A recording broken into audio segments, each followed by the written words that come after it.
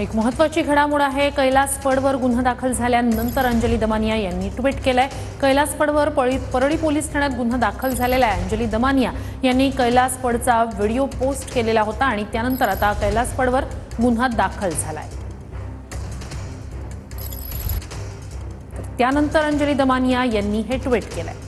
अजित पवार गटाचे मंत्री धनंजय मुंडेंचा कार्यकर्ता कैलास फडचा हवेत गोळीबार करतानाचा व्हिडिओ ट्विट केला होता।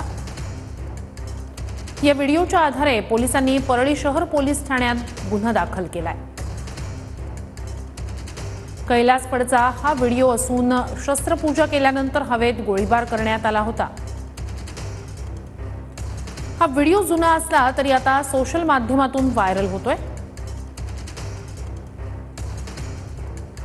याच आधारावर पोलीस अधीक्षक यांच्या आदेशानुसार परळी शहर पोलीस ठाण्यात कैलास फड याच्या विरोधात गुन्हा दाखल केलाय।